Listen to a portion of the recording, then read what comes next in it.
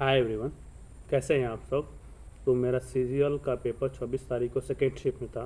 मैं इस वीडियो में मैं अपने एग्ज़ाम एक्सपीरियंस और मेरे सेक्शनल वाइज अटेम्प्ट कितने रहे, पेपर का लेवल कैसा था, और तीसरा जो मुख्य पॉइंट है कि कौन सा मॉक एग्ज़ाम पर्सपेक्टिव से रिलेवेंट रहा, मैं इसके बारे में चर्चा करने वाला हूँ। इसलिए आप इस वीडियो को अंत तक देखें। तो सबसे पहले मैंने रीजनिंग अटेम्प्ट किया, जैसे मैं अपनी मॉक में करता आ रहा हूँ। मैं एक चीज़ आपसे और शेयर करना चाहता हूँ कि मैंने पहले से तय कर लिया था कि कोई भी सवाल हो, कितना भी किसी भी सब्जेक्ट का ही क्यों ना हो, मुझे उस पर ज़्यादा समय नहीं देना है। मैं उसको, अगर कठिन कोई सवाल हो तो उसको मैं लास्ट में मार्क पर रिव्यू के लिए छोड़ दूंगा। मैं लास्ट में अगर समय मिले तो अटैम्प्ट करूँगा, नहीं तो छोड़ दूंगा। इसलिए मैंने रीजनिंग को सबसे पहले अटैम्प्ट किया, और जो मुझे पहली बार मुझे क्लिक कर रहा था, मैंने वही सवाल का अटैम्प्ट किया। जब मुझे लगा कि पहली बार में क्लिक नहीं हो पा रहा है, उसके लैंग्वेज नहीं समझ में आ रहे या तरीके नहीं आ रहे हैं मुझे, तो मैंने उसको स्किप कर दिया।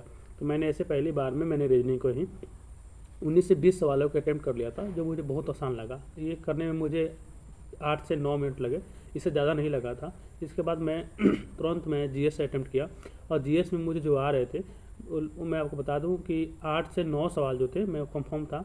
बाकी 6-7 सवाल थे जो मुझे 50-50 चांस था, उसको मैंने अटैम्प्ट किया। ऐसे में कुल 19 सवालों को मैं अपने जीएस में अटैम्प्ट किया। तो जीएस का लेवल की बात करें तो जीएस का लेवल बहुत अच्छा था।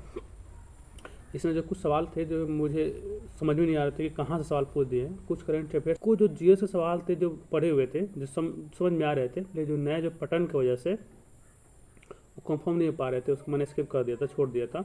तो मैंने ऐसे जीएस में 19 सवाल का अटैम्प्ट किया था। जीएस का लेवल बहुत बढ़िया था। बाद मैंने मैथ का अटैम्प्ट किया, और मैथ में मुझे, जहाँ तक मुझे लग रहा है कि कोई ऐसा सवाल नहीं था जो पहली बार में करने वाला ना हो, जो ज़्यादा टाइम टेकिंग वाला ना हो। एक जो सवाल था जो मुझे लगा कि थोड़ा टाइम टेकिंग था, तो मैंने मार्क फॉर रिव्यू के लिए छोड़ दिया था। इस तरह से मैंने एक बार में मैंने जो मुझे आ रहे थे, जैसे जैसे आ रहे थे, मैंने वैसे ही पूरा मैथ का अटैम्प्ट किया। एक सवाल बस छोड़ दिया था, मार्क फॉर रिव्यू कर दिया था कि लास्ट में मैंने अटैम्प्ट करा था।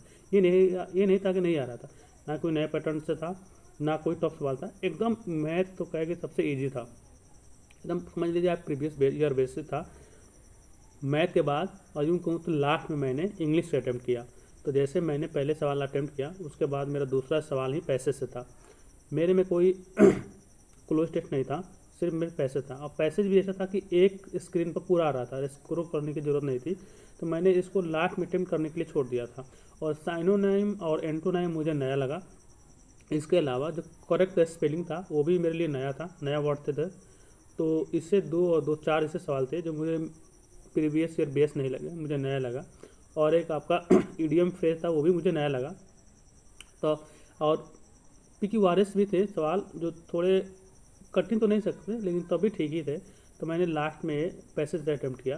पैसेज से जो सवाल जो शुरू के थे वो एकदम बहुत आसान थे। यूँ कहे कि उस पैसेज से ही चुन कर लिखना था, एकदम हूबहू सबसे लाइन बाय लाइन या वर्ड बाय वर्ड मिल रहे थे। ये दो सवाल बहुत आसान थे, बाकी जो 3 सवाल थे थोड़ा कठिन थे। तो मैं पूरी अगर इंग्लिश की बात करूँ तो इंग्लिश आपका टफ था, क्योंकि इसमें नए वर्ड थे। करेक्ट करेक्ट द स्पेलिंग वाला वो भी नया था।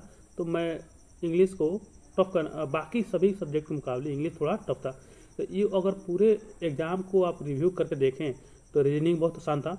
रीजनिंग में मैंने सिर्फ एक सवाल जो मुझे नहीं क्लिक कर रहा था, लेकिन मैं बाहर आया तो मैंने देखा कि बाकी लोग कह रहे थे कि वो भी आसान था।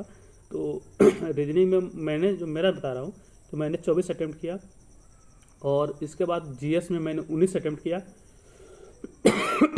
और मैथ के सवाल मुझे कोई कठिन नहीं लगा, मैंने मैथ में पूरा किया। इसके बाद मुझे इंग्लिश के सवाल एक दो थे जो मैंने नहीं समझ में आ रहा था, बिल्कुल भी नहीं समझ में आ रहा था, तो मैंने इंग्लिश को छोड़ दिया। तो मैंने इंग्लिश में 24 अटैम्प्ट किया। तो मुझे मैं रीजनिंग आसान लगा, और जीएस थोड़ा कठिन लगा, टफ था। मैथ बहुत आसान था, और इंग्लिश टफ था। यूँ कहेंगे बहुत टफ था, यानी जैसे पहले पेपर आ रहे थे उससे ज़्यादा टफ था। तो इंग्लिश टफ था, जीएस टफ था, लेकिन रीजनिंग और मैथ पूरे करने वाले थे। तो ये मेरा सब्जेक्ट वाइज रिव्यू था। इसके बाद मैं बात कर लूँ कि कौन से मॉक थे जो रिलेवेंट थे या वैसे ही पैटर्न के थे जैसे एग्ज़ाम में आ रहे थे। तो मैंने जैसे एग्ज़ाम शुरू हुआ था तो मैं टेक्स्ट बुक पर एग्ज़ाम स्पेशल करके आ रहा था मॉक, तो मैंने उसको अटेम्प्ट कर रहा था। तो जैसे रीजनिंग का पैटर्न था, एग्ज़ाम में पैटर्न पूछ रहा था, वैसे ही उसमें उसके पैटर्न थे। तो मुझे ये टेक्स्ट बुक का ये थोड़ा रिलेवेंट लगा।